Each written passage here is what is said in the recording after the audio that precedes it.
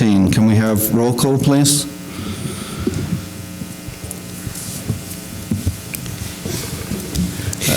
Vicky Cernich, sitting proxy for Carol Strzicz, MDT Planning.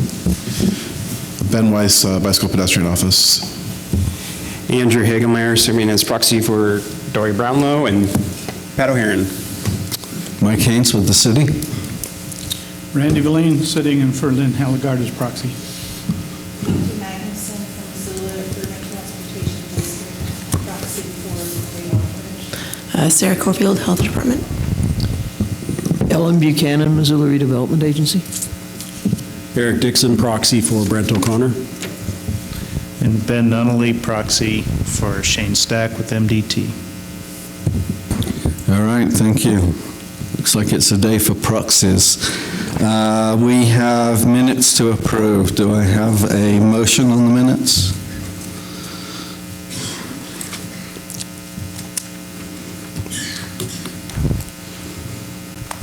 Move to approve the minutes.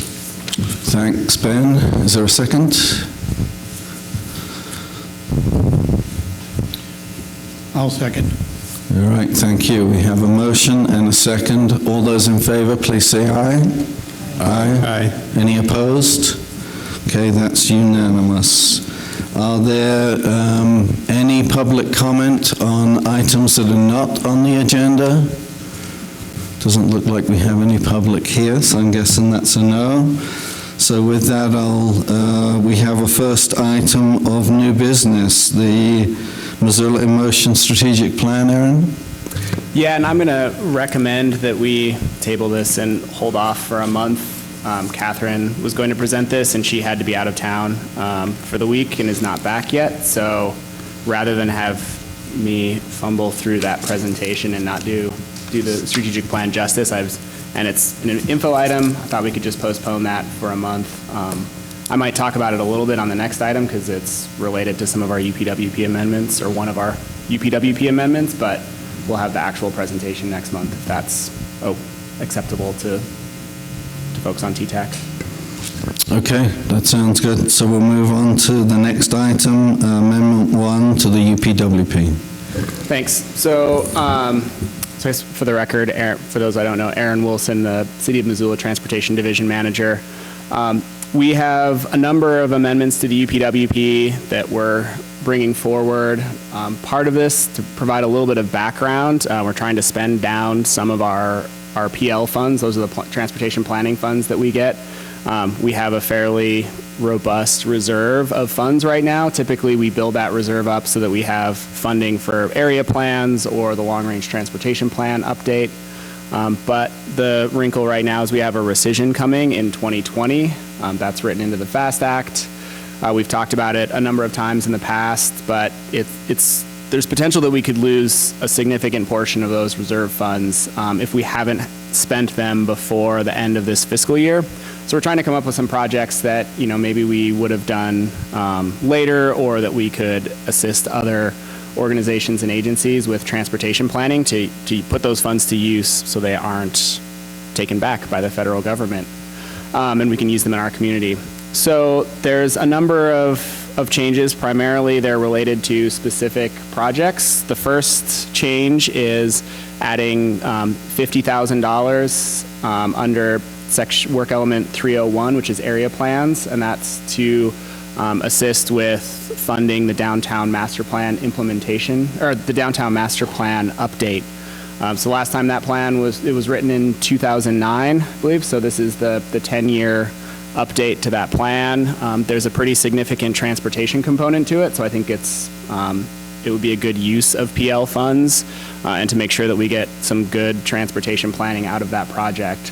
So some of the aspects that we would be focusing on are kind of general multimodal circulation, so looking at how bicyclists, pedestrians, transit, and vehicles access downtown, what facilities are there today, how we could improve those to get better access for all modes.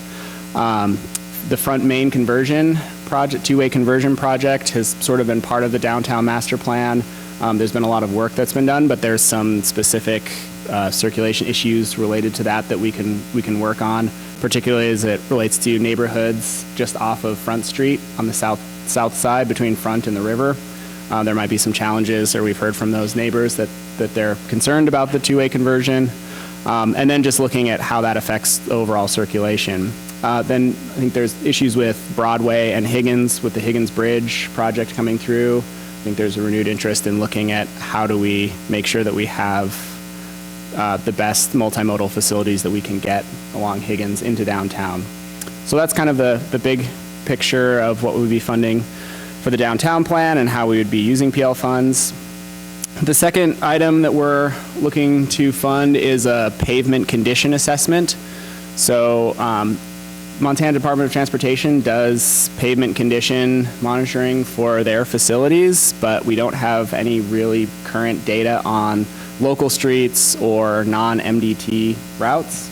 So this would be getting some money to hire a consultant to go out and do that data collection, which will assist not only the MPO in helping to measure our performance measures and see how we're doing in achieving the targets that we're supporting the state on, at least locally, for our facilities, looking at the long-range plan and how we're investing funding between new projects, what's the need for pavement preservation, and then assisting the city in their, they will be able to use that data for ongoing pavement management and investing the funding that we have available, hopefully more efficiently in addressing the worst pavement out there, or looking at places where we can get some overlap between other infrastructure improvements. So having that data available will be useful for planning long-term.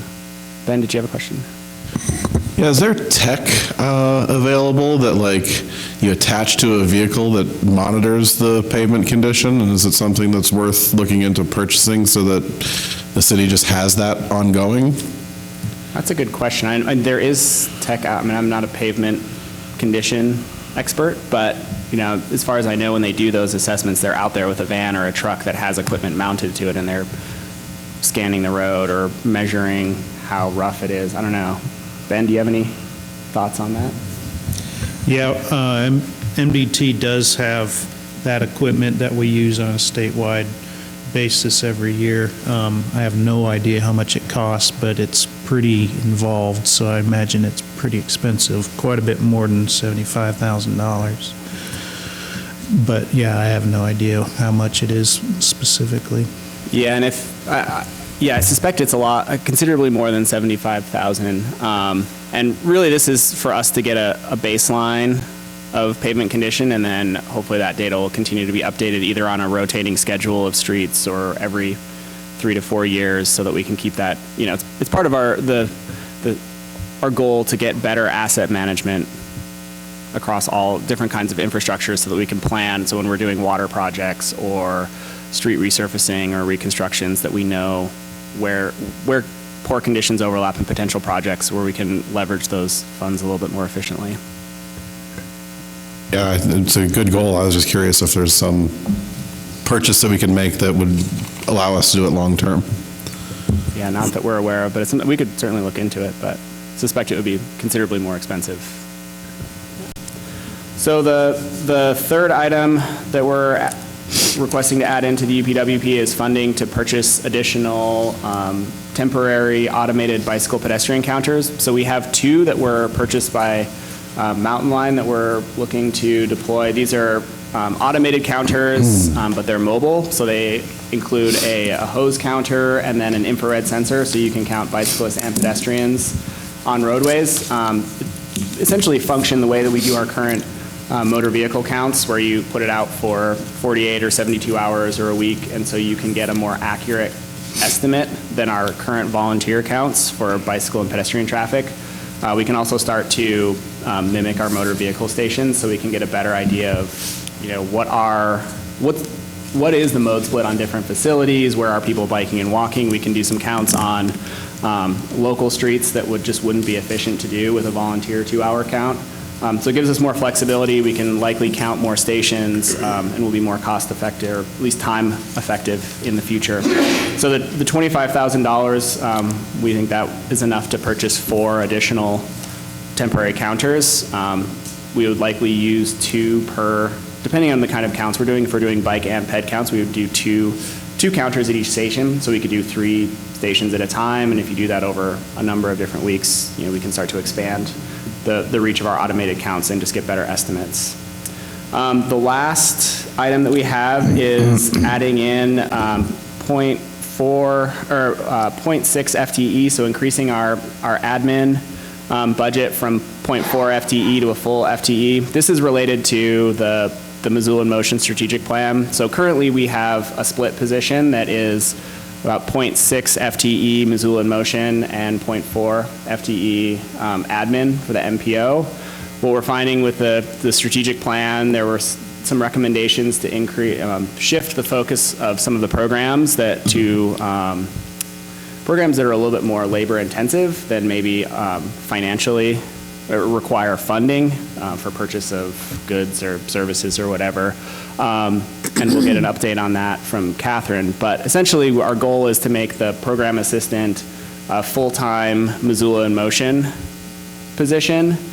So increase some capacity within Missoula in Motion to expand their programs and work on the strategic plan, which means we then would have to fund the administrative support. So, excuse me, we're recommending making that a full FTE. That would, that 0.4 FTE was basically just enough to cover some meetings and basic admin support. The full FTE would allow us to have that person working on things like website updates, do more with our public outreach and social media, provide just more assistance to free up the time of our planners to do more planning work, and will, I think, allow us to do a little bit better job with public outreach and making sure that notices are out there, keeping our website up to date. It's just really hard when you're a planner working on different projects to take time to review documents to make sure they're up to date, get updates out on the website. So this will increase our capacity a little bit to do some of that work. So those are the 4 changes that we have in the UPWP. If you have any questions.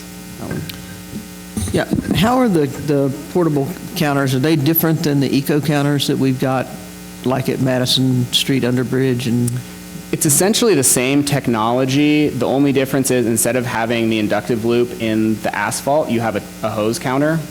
So for the bicycle traffic, so you put the hose out either across the street or across a bike lane, and then they have the same infrared camera technology. So, it functions the same. It's just mobile, so you can attach it to a pole or you can put it out anywhere you would want to count. So we can do a lot with before and after counts, which I think will be really helpful for demonstrating need and benefit of projects. is there a need, or was there any consideration for more of the permanent ones to put in different locations along the trails? Yeah, we thought about that, or we've talked about it. I think our goal, we have a fair number. We have 8 automated counters now in various locations. We're getting several more, I believe, as part of the Russell Street project. So we're getting some additional counters on the Milwaukee and along Russell. So we have a pretty good distribution of the automated counters, and I think we see the need as we really need to get better on-street counts at multiple different locations. And they're a little bit cheaper to maintain long-term. The automated or the permanent counters, we're replacing batteries pretty regularly. There's a cost to get that data sent up to the satellite and to EcoCounter and then back into our system. So we'd save a little bit on those annual costs over the long term. Sorry. My question is about the full-time position. The other expenditures you have are really one-time jolts of cash from this buildup of PL funds. What do you have in place to make sure you can continue funding that extra time after you've used up this little ball of cash that you have? So we've built the PL funds that we get have gone up, I feel like a fair amount over the last few years. So, we're saving over the last 3 or 4 years, we've built up a reserve of more than $1 million, which is a significant amount of money. And we're doing a little bit more work internally than I think we have in the past, instead of, maybe hiring consultants. And so this will help increase that capacity. So our planners will have more time to do that work. We'll have hopefully less need to hire consultants for things like updating the bicycle plan or the pedestrian facilities plan, that those would be fairly straightforward update projects that we could handle internally. So having that staff support will save us money, not having to hire a consultant for those. I think it's a little bit more cost effective. So we increase our annual costs a little bit. It's not a huge amount. I think it's around $30,000 a year, but we could be saving more than that in terms of not having to hire a consultant to do those basic update projects. Any other questions? I know the staff workload is very high right now with the CTSP, and that you need to save some money for the upcoming LRTP update that starts next year. But I'm wondering if members of the committee have regionally significant planning projects in mind. Can we start talking with you about ways to spend down the rest of that? Yeah, absolutely. And I've had a number of conversations with, this is how the downtown master plan update project came up. We've met with other folks. So I've talked with John about the pavement preservation. So we've been having those conversations, and if there are folks who have, planning projects that would be eligible for PL funds, I think it's better to spend it now than to have it rescinded in 2020. The only caveat is it has to happen pretty quick. 'Cause my understanding is we have to have that funding spent by the end of this fiscal year. So that is September 30th, 2019. So we have about 8 months to get through a project. So things like the pavement preservation, we can get that RFP out, get the data collected, and it'll be a pretty quick process. And we've already kind of started the work to get that rolling. And the eco counters, we can make that purchase. It's sort of a one-time thing. Other projects, if they're not more or less ready to go, it's going to be hard to get an RFP out. So if there are projects that are in the pipeline or things that we can help support, definitely willing to think about how we can use PL funds to make those happen. And what's the timing again? I know we've had this discussion. Do the funds have to be expended by the deadline, or does the project just have to be approved? I guess this is maybe Vicki, if you have some additional insight. My understanding is that the funds have to be spent by the end of the fiscal year, or maybe at least obligated, but there's some question maybe of whether obligation is enough or if they have to actually be spent. I think it's spent. I don't think obligation is enough. I think it needs to be spent by September 30th. So I think we should be careful about not entering into contracts or things that could extend beyond that period, because we really have no idea how much. I mean, ideally we have at least some of those reserved PL funds available after the rescission. Like, they won't take 100% of them, but I don't know if we have enough good information to know how much they will take back or what we'll have left. So we have to be a little bit careful that we're not committing ourselves to something that we can't follow through with because the rescission is going to occur. Right. Is there any more questions for Aaron? Does someone have a motion?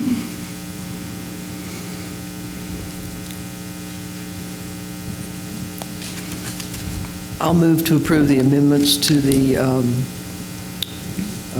UPWP. Okay, thanks, Ellen. Is there a second? I'll second. Second by Ben. Thanks. Is there any discussion? Okay, all those in favor of the motion, please say aye. Aye. Any opposed? Okay, that's unanimous. Thanks, Aaron. Yep, So thank you. we'll move on to the update on the Community Transportation Safety Plan. Dave?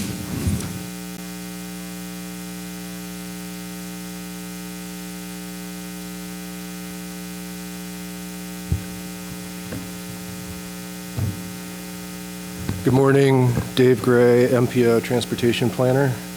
I just want to give you a quick update on where the Community Transportation Safety Plan is at the moment. We've had 2 Safety Advisory Committee meetings. The first one was on September 10th when we ran through the roles and responsibilities of that committee. And then we had one last Tuesday on the 29th that went through the preliminary data we've come up with. I've got it on the screen, and now that I've added draft all across the file, I'll add it to Sire. So as far as we're concerned, the data that I'm going to show you is the final, but there may be a few tweaks because there are some nuances here and there that may become apparent as we move through. toward our public meeting, which we're tentatively scheduling right now at the library on November 15th from 5:30 to 7:30. So up on the screen, you can see the various emphasis areas that we're required to assess for this plan. And we take the crash data, we look through the emphasis areas, and then we try to identify the top 5 or so. And at this point, it's intersection crashes, inattentive drivers, young drivers, older drivers.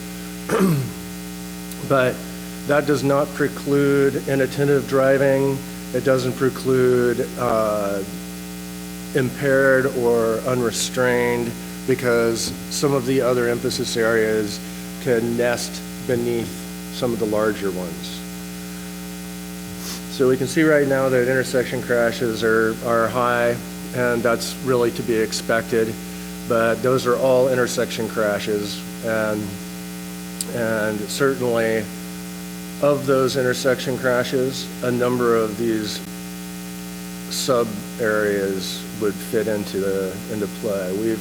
We've looked at, so down lower on the sheet are the top 5 emphasis areas, and then we've broken it out by whether it's within the urbanized area. The plan itself is for the entire metropolitan planning area from Frenchtown to Tura to Evero to Lolo. Then we've also broken it out as far as the urbanized area, which includes the airport and Target Range and out to Tura and down to Miller Creek, basically. And then those crashes within the city limits. So we're going to have multiple levels of geography that are going to be available for all these crash data.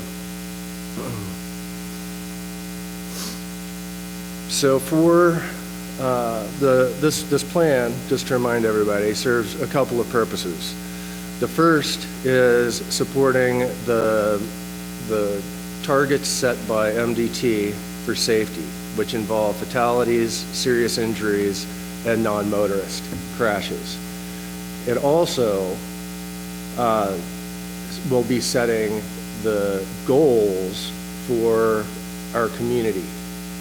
So as you look at some of these broad fatality and serious injury stats, that really is reflective of the requirements that the federal requirements that we're required to provide moving forward for MDT.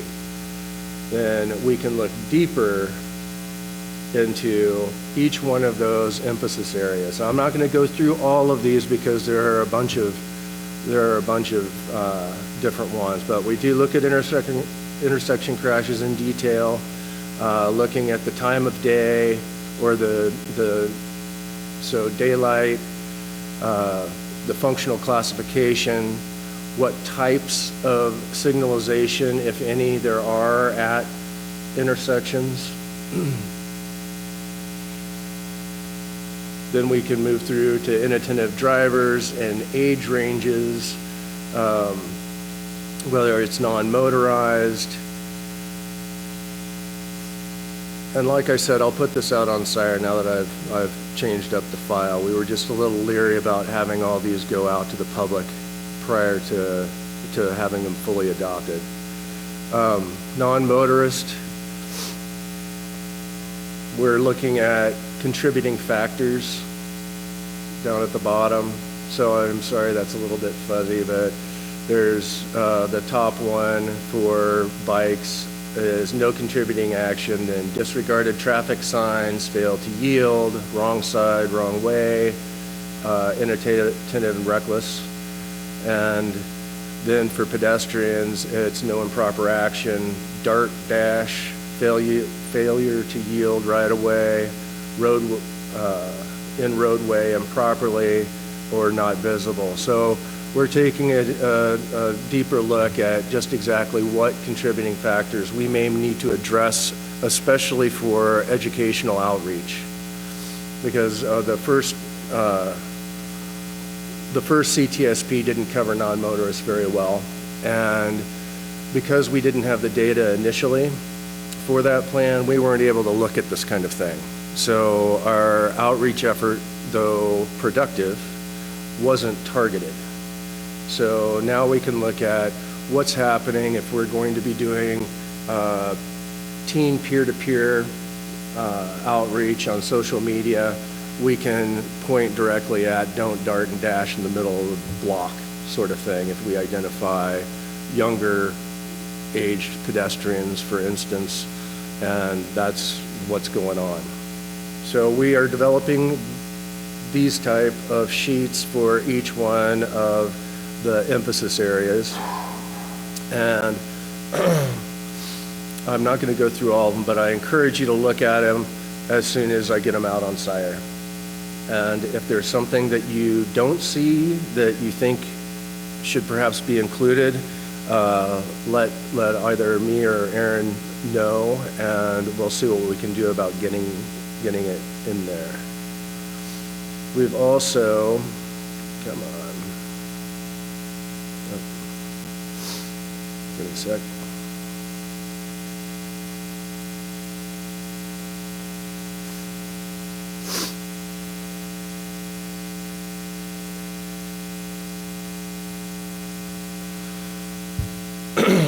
Created some crash density maps. Right now, these are very rough, and at this point, I'm probably not going to include them on the Sire post because this just shows the number of crashes that have happened. It does not take into consideration the amount of volume on each one of those roads. So we're going to be going forward with creating a crash rate for each one of the intersections within the planning area. But this gives us a good general idea of where, let me get up to the top there. So there's a planning area, where these are happening around town. So within the city, this is general crash densities. You can see that Reserve looks like you would think it would, but at the same time, that's where that crash rate comes into effect, where once we apply those crash rates, it's going to normalize these out a little bit. So we're looking forward to getting that. That should be coming out shortly. Run off the road crashes, those aren't a big, huge problem, and it looks like it is, but it's really not. But it's definitely something that we need to keep our finger on the pulse of.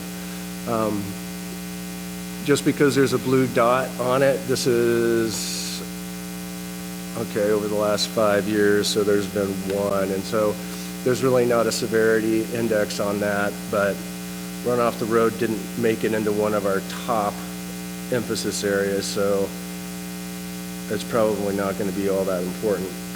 But intersection crash densities, so red is high again, and then the non-motorized, and you see a lot downtown. So now that we've got the specificity within the data, we can look right into what is going on at these locations and fine-tune the approach that we take once we've identified the emphasis areas, and then we develop our strategies for implementing a safety component.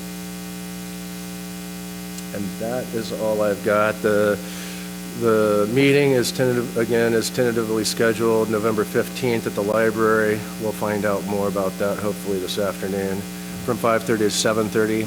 So we'll be sending that out in our newsletter, and if you all could include it in any publications you have, we would appreciate it. Get the word out because this is a big plan across a huge area.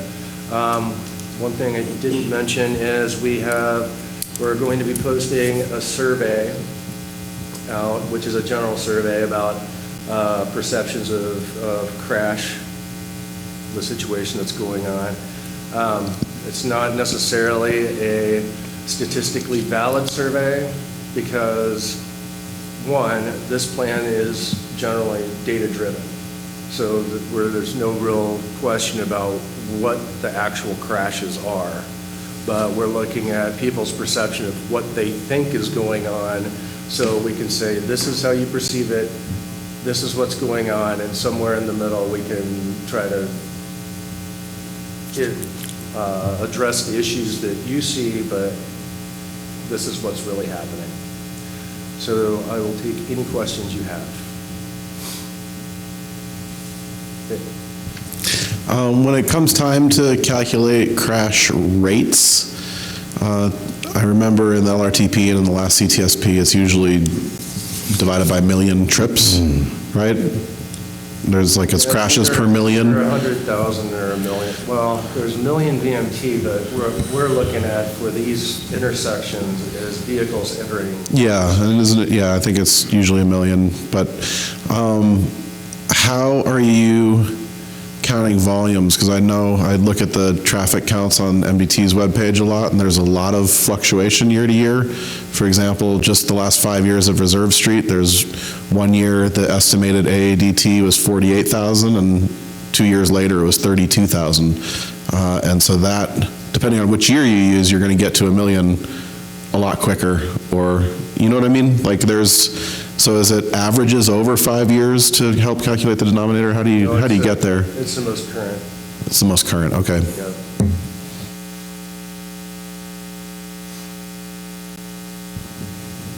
All right, thank you very much. Thanks, Dave. Okay, we have no new business. Is there any announcements from staff?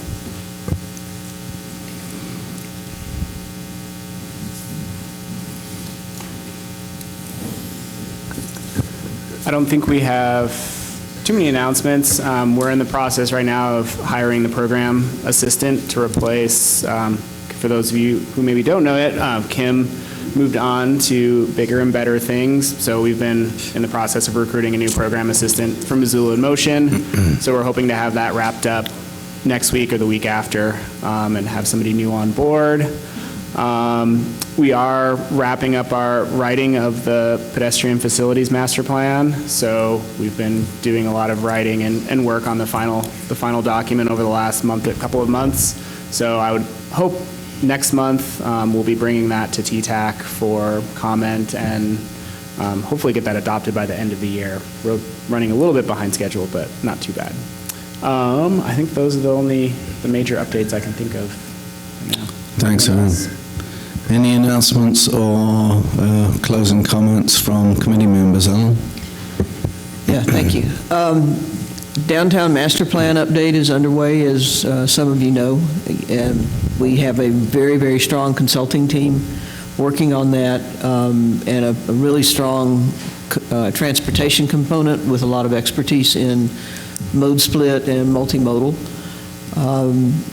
They were in town week before last, and we had 3 days of very intense meetings with focus groups. All of them were extremely well attended, packed rooms. We had kickoff for the plan at the Wilma the same night that the president was at the airport, and still managed to have almost 200 people there to participate in the master plan kickoff. They'll be back the week of January 14th, and they're bringing something like 15 or 18 people with them, with all the disciplines represented, and a lot of folks who have really strong graphic skills. So there will be a major charrette on that Monday, the 14th, location to be determined, and then during the week there will be set up doing open design workshops where you can just pop in and pop out in kind of somewhere downtown. Culminating in a set of recommendations that have come out of all this information gathering that they're still doing, and started week before last, as I said, and then that will result, we hope, in a plan that will be able to be adopted in the fall. So encourage everybody to participate to the degree that you can in January when they're back. This is an important deal. The master plan's been a really critical, positive tool for the downtown as it grows into a city. And this next step, I think, is really important. So encourage participation. Thanks. Any other announcements, closing comments? Seeing none, we will be adjourned. Thanks.